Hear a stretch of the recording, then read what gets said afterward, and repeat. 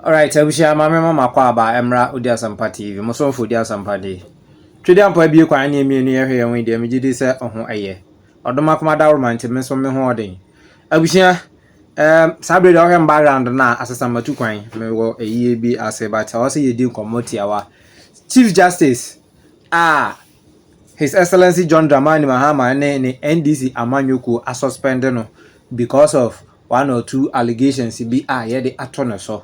And ono ankasa aba out we be release press conference all kan ensam ahodo bebre na abusia wonim se me platform there eba ne se bibia eye adesua de ebema oman Ghana ankasa no ye ni aba ye ho so e woni ema bi na eno ne de me njoki wait we ena ye nyina ye nim eye lawyer Anoche wo hwe no screen fi ono de eba ne se historian African history and titru Ghana ye history dia na aba pasame dia wapadre wo mu oni Farouk Awahab o de almost skills so I think say hu ne obeka say we na akwadre anase we na akwadre but we ne free mu a enye yi na we na oba ebe kire Chief Justice ensem no mu ene ne all ye no because pa kire kra say Chief Justice obi a odwen kwa akiri anase or her in the history of Ghana kwan a Chief Justice kra afaso a anka ono na ewo say ohuye ne ntem kra na oyeden or resign ansana ne ebobo eba ni nyina no aba na in fact or make reference bi concerning Osajefo Dr. Kwame Nkrumah abra eko bombo no ewo se kununungu se ehemfa no na nipa bi oka ho na onumom one ne ko Burkina na omoba na ote edaaye wama and ekoba say ye bisa ote say ya braste eye Osajefo Dr. Kwame Nkrumah no ni statement free na no ebaaye ne say wawu anan na enkomo ni in fact obobo ne ma hodo bebre so me ye sure say ebia okra no onte bi eda ekwan efa so eno nti sa Chief Justice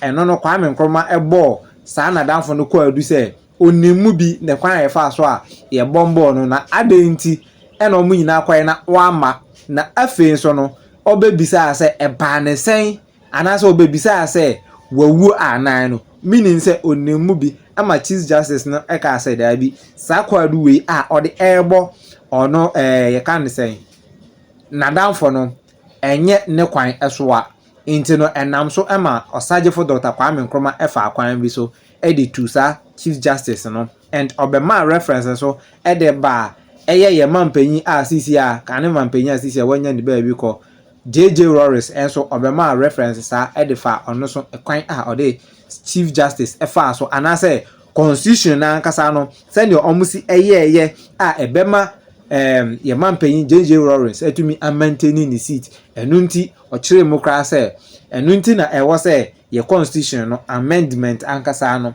omo amend no and we tell you clearly say His Excellency John Dramani Mahama aye na adwen say ewo say or amend the constitution ne there or so many people they back him say also or amend the constitution no but me question say obe amend onye emani nko favor no anan because debia amemeka say wosi yenya leader owo enisuade hu no na afi no odwen temamufo no ho na sa leader no ya amendment ono no be ya ade ebe benefit nkofo no but these people no you see they are not well trusted because ohwe your trust record MPP NDC enyomo first time ni and His Excellency John Dramani Mahama wabedi bi akọ na wasan aba and yes agrobe da ifrasha se abuja se na be ya mekasa wana menko ye no yenko na yenko tie eye Professor Anoche senior osi ekire ensem efai meso sa hayo di Asampa TV so nya subscribe to channel na subscribe share na like ma wo from ekan busuako no se na be di video for tuma on sa be kan bi afi wo hwe video no emanisi mami hu adwenkyere wo comment section no ase wonom ebia na asthma diabetes hepatitis B so hawa pure organic herbal medicine and for wani nkyere ba bia Udi Asampa Spiritual and Herbal Center Number no 054 330 4976. Inkuti lawyer Anochi. To say is completely wrong, because the Article 1.4 says she mentioned, specifies that in the case of the investigation at the committee level of the Chief Justice, because the position is so sacrosanct, nothing about it should be done in public. It should be in camera. But all that she has insisted on, including what she said yesterday, was that she wanted a public hearing of it. So it means that for your sake, Ghanaians must be prepared to be unconstitutional. For your sake, we must bend a portion of the Constitution. No, I don't think that is proper. Second, I heard her say that whatever has been leveled against her is completely wrong, and gave some instances. I think anytime you would want to make such a statement, you don't pick portions of the petition or whatever allegation that has been made against you and make a case out of it. No, you rather read everything from A to Z. Then the people listening to you will have an opportunity of making their minds. You don't just just pick one. For example, to do with the finances, that she picked some money and then retired the money. That is just one example you were given. What about the extent of the petition? If it is 30-point petition, 50-point petition, is that what is saying relevant? Second, you should remember that it does not take up to 100% of the entire petition meeting the required standards as having been able to be proved before she will be dismissed. Each one of them can send her packing home. But before I conclude on this point, Kafi, let me make a statement as a lawyer. You see, under the Ghana 1960 Constitution, something happened after an attempt on Nkrumah's life in Kulungugu. The whole matter was brought before the Chief Justice, and the Chief Justice exonerated all the, the accused persons. Mm-hmm. You know, and there was one that offended Nkrumah personally, that Tewia Adamafiu, who traveled by Nkrumah's side to Burkina Faso, then Upper Volta. On their return, had deliberately remained in Burkina Faso. Mm-hmm. And upon hearing that there had been a bomb blast, immediately asked in Ga, did the man die? In the Ga language, did the man die?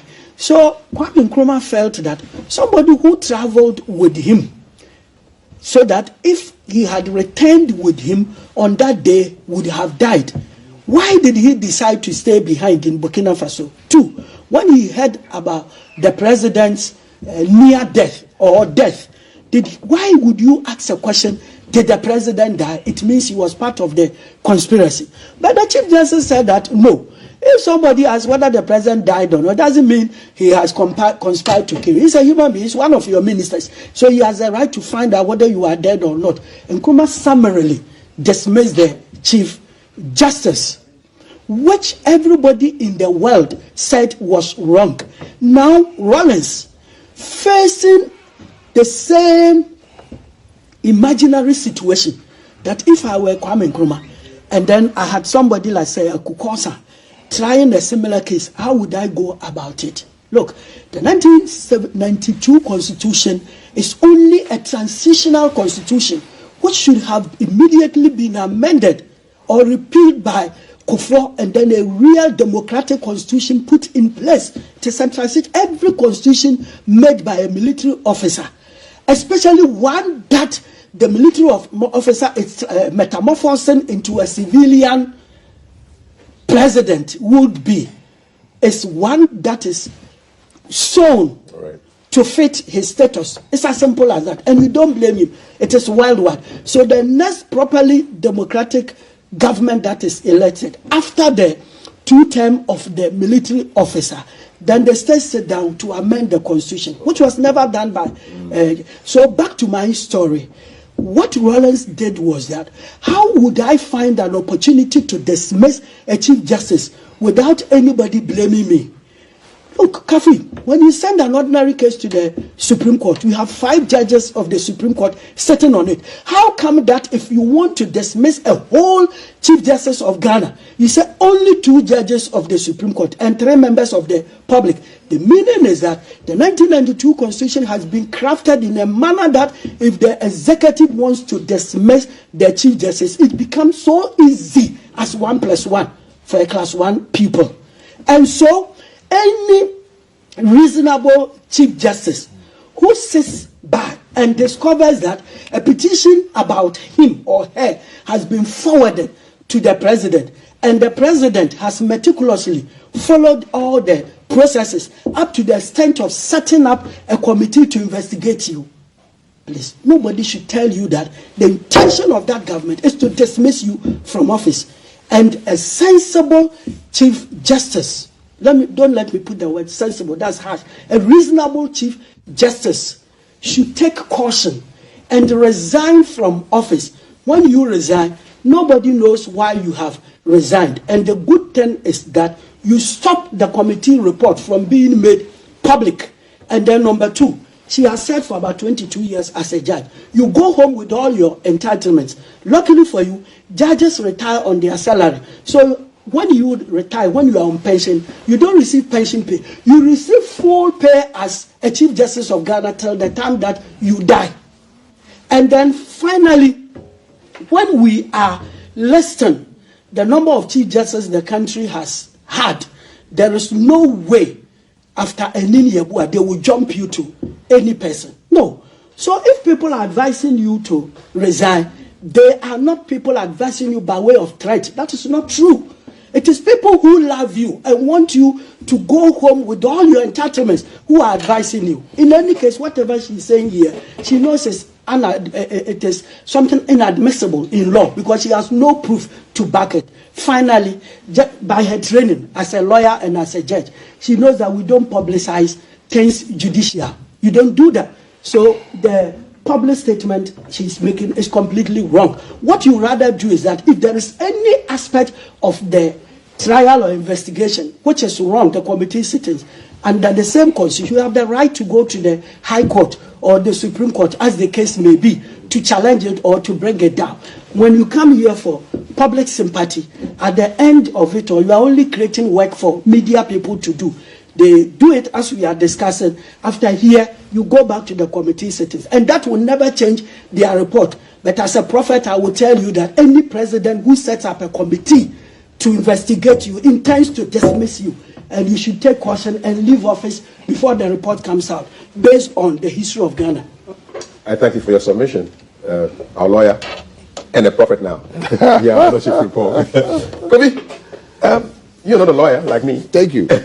So I want your unvarnished thoughts on this matter.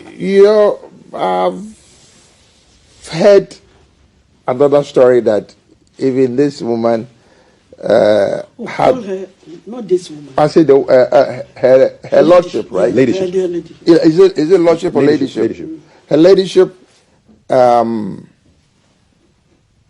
already before this administration. The previous ones was also not too kosher with her. And Malala, she mentioned that she would go home with all her benefits. Yesterday, in the press that she did, she claims that one of the reasons why she's not resigning because if she resigns, she will lose all those things. That is what she said. So, to me, like Loyanoji said, it's a political decision. And once somebody makes up their mind, obviously, by his experience as a lawyer, I don't really have much to say on this issue until other group of people will come up with a different perspective on the matter. As if you were a family member, what would you be advising the Chief Justice, suspended Chief Justice? Honestly, I wanted to resign. Why? Because it's not every fight that you have to fight.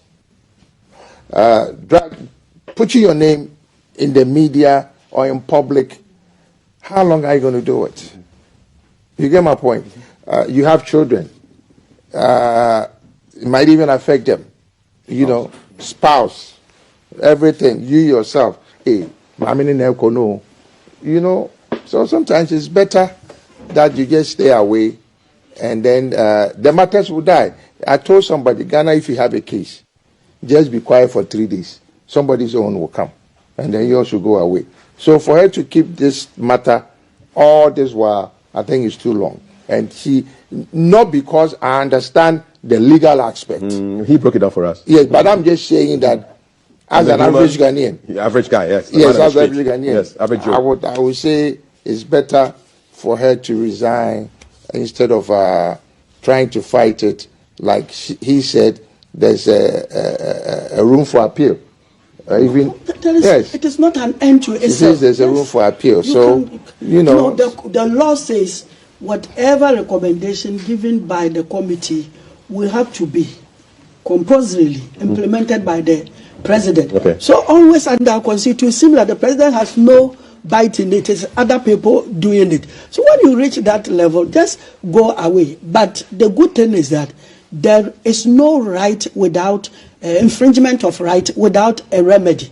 It be jus, it be remedium. Wherever there is justice, there is a remedy. Okay. What they are doing is under justice with respect to the constitution. Yes. So the remedy is that every breach of an aspect of it can be remedied by the appropriate court. Okay. And the media is not a court that can give you the remedy you want. Okay. If they are treating your lawyers as, he says, like the magicians who appeared before Nebuchadnezzar.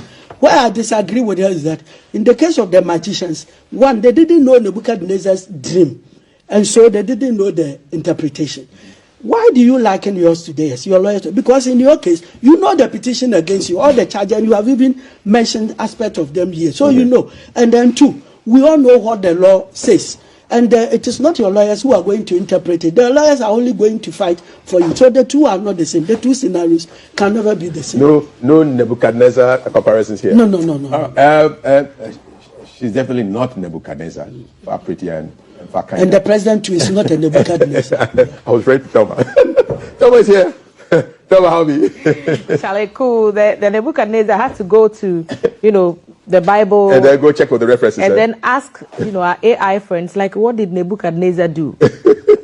To get the context within which the CJ, suspended CJ, made the comment. But she said lots of other things as well in that press conference, and I just want to walk us through some of the key elements of her presentation to the Ghanaian public yesterday. So she took us through some bit of history, telling us that in all, so these are all exact quotes from the Chief Justice. So I am not saying this is what the CJ said yesterday. She said that in all of Ghana's 68-year history as an independent republic, there has never been a hearing for the removal of the Chief Justice. Unfortunately, every step of the removal process being undertaken against me is being done in a manner that breaks every rule on how justice is delivered in the country. Lawyer, if at any point you want to answer more specifically to any of the slides, but you are free to come in. The first one. Okay, the first one that she said. 68 years of constitutional development. You see, a constitution is always a very small book, small, just as one book of the Bible, not as big as the Bible itself. Then the interpretation of the aspects of the constitution, the provisions of the constitution, help the constitution to grow. We call such interpretations as made by the courts precedents. So the law grows out of precedents. Now 68 years. Somebody has now decided to test the efficacy of Article 146. Whatever decision that comes out of it will be called the precedent, which will be followed in future. A clear example was the Ghana election in which Dr. Bawumia sent to court, the pink sheet case. You mean the petition? Very good, the petition. Because it had never happened in Kenya before, they used the Ghana one as a precedent. So always the law develops as a result of precedent. And as a judge, she knows what is precedent, so she shouldn't worry about it. It's the first time that has happened to her. Next time it will happen to another person, and it will be a second time. Then the law is growing. Okay, so a test of the law is what lawyer is saying. So let's go on to the next slide and what we have captured on her comments about the institutions that will be affected by this process. And the Chief Justice said, the suspended Chief Justice said, this process will affect how all High Court justices, justices of the Court of Appeal, Supreme Court justices, and all Chief Justices that will be appointed in the future may be removed from office. The law did not provide for the termination of their appointments by any authority. That is also a mistake. Let me quote here. Let me quote what is here. The law did not provide for the termination of their appointments by any authority. That's what she said. So that should tell, it is true, what he's saying is true. It means that nobody can arbitrarily dismiss a judge, and for that matter, a Chief Justice from office. It is a process that somebody petitions, and then the President and Council of State come in, then topped by a committee report. The report is submitted by the President. The President implements it. Then the Supreme Court, that is the overlord guardian of the Constitution, is open to whichever side. If, for example, the Supreme Court throws out the committee report, the committee would also be represented there to defend itself. And if the committee report is also accepted and our leadership, the Chief Justice, feels that it was completely wrong, the office of the, the Supreme Court doors are always open. So what she is saying is rather a credit to the Constitution that it does not allow any individual to determine the fate of a Chief Justice. Then up there, the process will affect how a High Court, blah, blah, blah, blah, blah, blah, will be, that will be appointed in the future, may be removed from office. Whether appointed in future or present, it will affect them positively. Why will it affect them positively? All along, they take decisions and nobody complains. They take decisions and nobody complains. Today, as we speak, out of 33 million people of Ghana, we have got people who are so conscious to the effect that any act of a Supreme Court judge, including the Chief Justice, will be questioned. So it will affect them, and positively, because they will have to set up that whatever you are doing. Can you imagine that this lady sat down with her accountant or finance officer, signed for money, traveled to Arusha, Tanzania, and it has become part of the petition? That should tell you that wherever you are, there is a third eye watching you. And that is why it will help judges after this decision to set up and do their work well, those who are not doing their work well. Right, we'll go to our next slide. But she did talk about having retired or, reconciled some of those accounts in her statement. But we'll go to the next one on the screen, where she talked about irregularities and illegalities. And this was her quote: "The violations have not stopped, but have escalated beyond anything I could have imagined as possible in justice delivery." And this is one of her key points. The Edu Lodge facility that I'm being tried in featured very prominently in the planning of the murder of judges on June 30th, 1981. Was Edu Lodge chosen for this inquiry to make me feel insecure? I think so. Those are the words of Gertrude Tokonu yesterday. She said Edu Lodge was chosen to kind of throw her off her game a little bit, to borrow, for lack of a better expression. I wonder if CAF has any questions for you on that. Well, so the violations have not stopped, but have escalated beyond anything I could have imagined as possible in justice. This one she shouldn't have said, because she has no evidence to back it. When it comes to Edu Lodge, where she alleges the... she said he was her uncle. She stayed there for years, and it was a key, one of the places that were prominent in the planning and the murder of so her she uncle. Has no evidence to back it. She has no evidence. In fact, where in the history of Ghana, which textbook, which law case has ever brought up the Edu Lodge as a place that was used to plan the execution of the judges? Completely, it's not backed by any evidence whatsoever. Again, if you knew, if the Chief Justice in her life, and she's not a young person, she's old enough, she's past 63 or so. So if a person like this, who was old enough in 1981, knew that there was a planning to murder judges at that place, and she took no step and had decided to sit back until today, then she's a very dangerous citizen of this country. Yes, very, very dangerous. You knew all these things when those culprits involved had at all material times denied. And what is so worrisome is that being the Chief Justice of Ghana, every year you preside over the service that is held in honor of the judges. Preside over it. As a judge, you have gone there many times, and as a Chief Justice, you preside over at least twice. And now you come and tell us that you know all that happened, and you decided to keep quiet.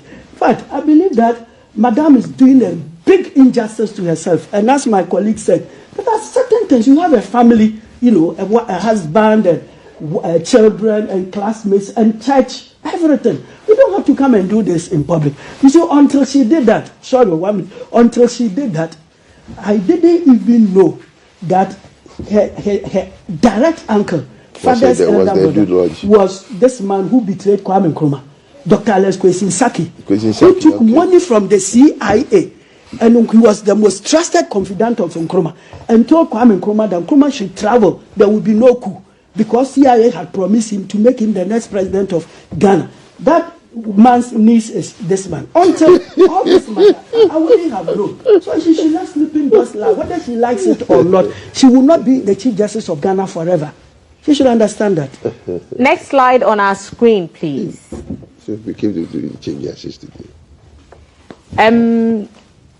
She talked about breach of rules of disclosure, and this is what she said. The Article 146 committee set up against me has refused to give me copies of the petitions. To date, the committee has refused and or failed to serve on me the petitions that form the basis of the hearing and any specific charges against me. Let's take the next one, and then we will continue. And she said that no record of the petition or the petitioner's case has also been filed. This is what she said. The committee has not only permitted two of the petitioners, Mr. Daniel Ofori and a group calling itself Shining Stars, not to testify and confirm on oath the petitions they have brought against me, but has also allowed them not to call anyone to testify on their behalf. So as we speak, there is nothing before the committee confirming the petitions brought by these two petitioners. You see, what is wrong here is that in the case of the court, you know that our symbol is the scale, and it is two. The scale is dual, one here, one, it's a pair,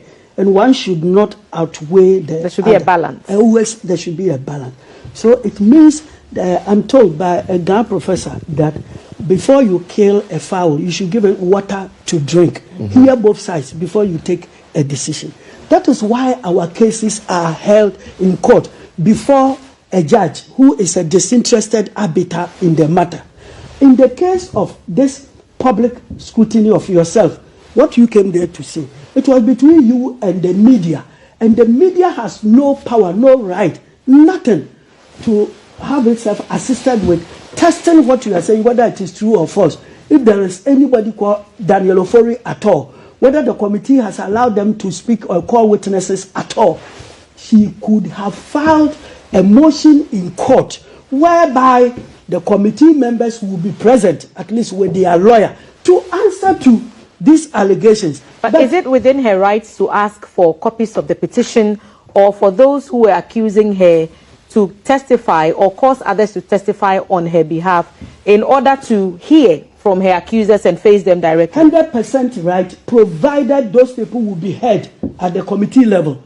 Anybody who would be heard must have sent a petition to the president, and then it becomes of notice that that person will be heard. Then you will be made to write a response to it, and the two will be used against you. Please, just think about when somebody makes a complaint against you at the police station.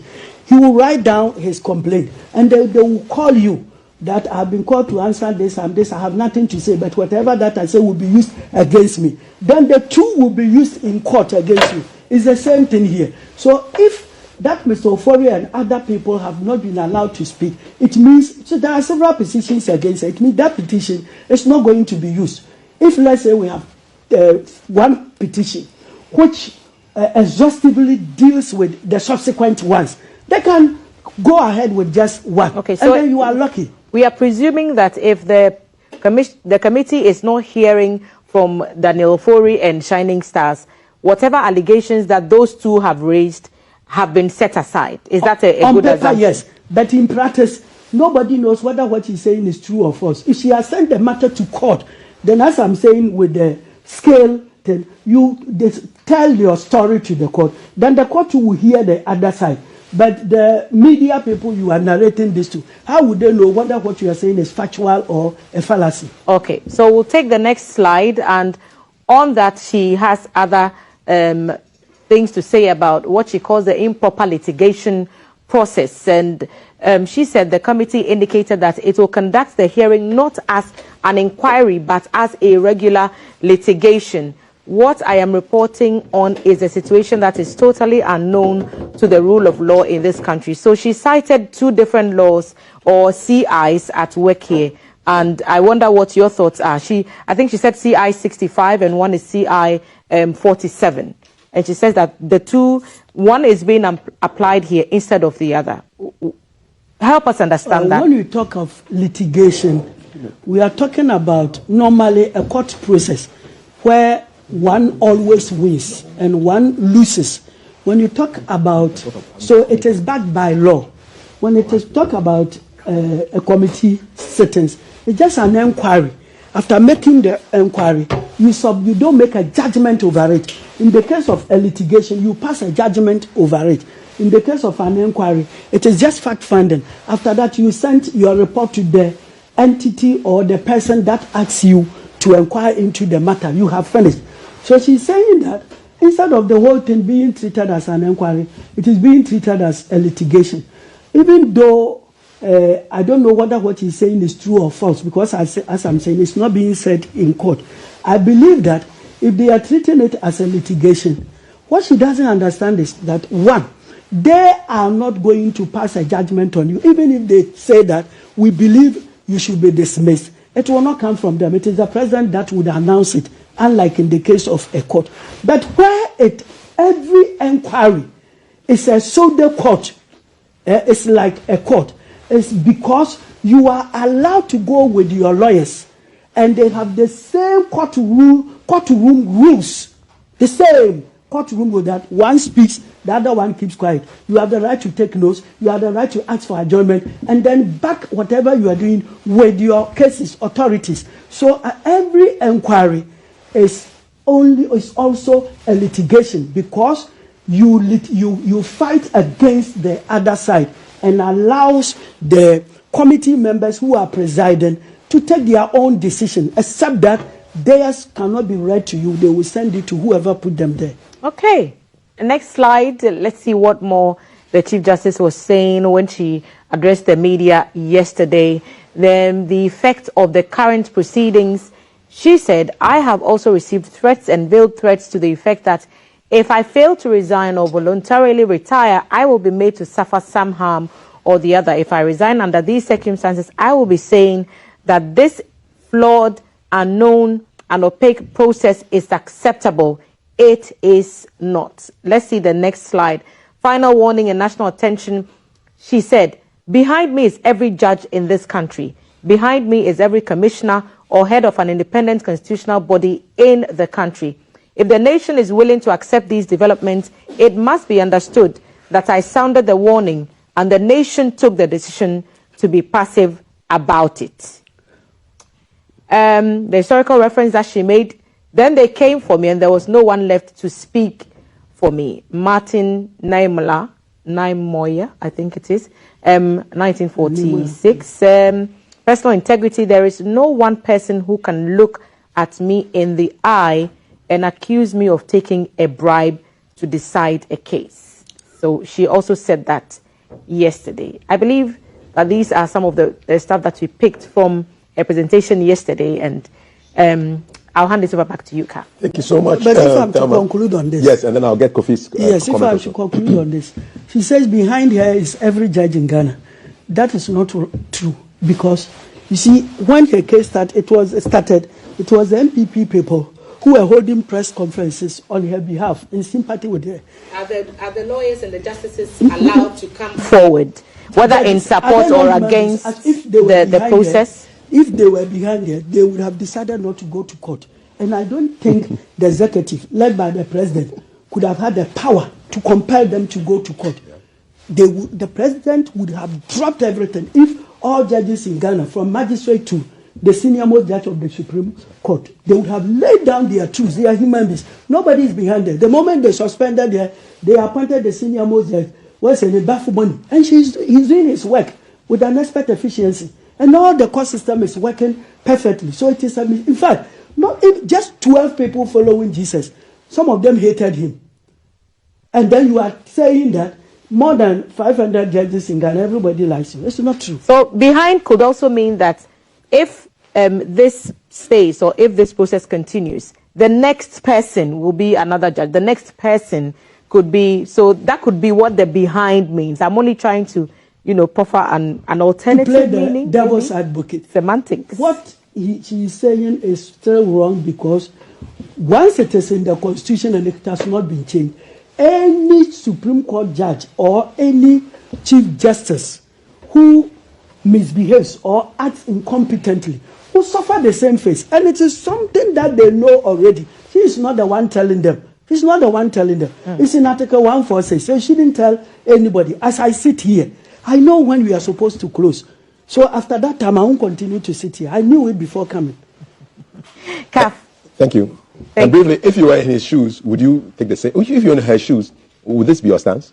I'll quickly resign, because as I said, our constitution is such that when the executive will want to sack you, it will do that. The moment I see it coming, I'll quickly leave.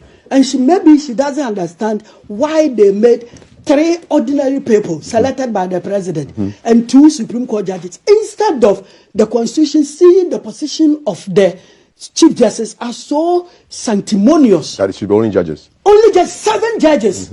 You understand? And then they go and sit there, and then you see the seriousness of it. You put the ordinary people who do not, in practice, we say, have not been tutored in the law. Yeah, of course. And then only 2, so that when it comes to decision taking, when the 2 even go to your side, the 3 would outweigh them. So you should understand the spirit behind Article 146, that it was created to make a president sack a Chief Justice in power without having the same blame as Nkrumah had. It's very simple. So there, I'll quickly go. And indeed, one Chief Justice in Ghana has remarked that Mrs. Justice Mensah Bonsu, Mrs. Professor Justice Mensah, has said that sacking a Chief Justice in Ghana is so easy as ABCD. And this was something I started saying many times ago. You remember? You called me and I said this long before we got to this day, long before Mensah Bonsu came in.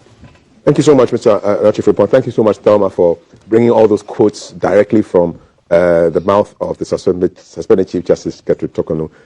We, the laymen, were listening. Kofi. Ano kwamo mianka na awodi nipa pina ekwate timu pao amani pampempema wale agu odia sampa spiritual and herbal center awo womo yade se wombe muwenya basisi a yade beti se stroke gonorrhea anabama waye mre e wampamu low sperm count womo wanu aduro tatahwe ene je sam se sabane sunsumu nsama womo telete se ye sunsumu aware anasa yare bi ne yade amawo pampabone anabo ana wanya abai amane e court case wobetu charge osisi a enam omadwuma panti ni pampempem ene be fo kofie ekoye sunsumu nyuma edemom se mosini ene enzimani akabom dia sunsumu niama asie betu obi age wukunu anasa woyere awaresem adwuma sam akwantuom nsam ni nyina aya sumasem fabadan odia sampa spiritual and herbal center obehuyan New Koforidua ejoso ne konongo infinfin aye Ashanti region ehon ma number aye didi dwuma no aye 054 330 4976 and I say 020 134 0421 054 330 4976 and I say 020 134 0421. Odia Sampa Spiritual and Herbal Center. Ye be diwa samamao.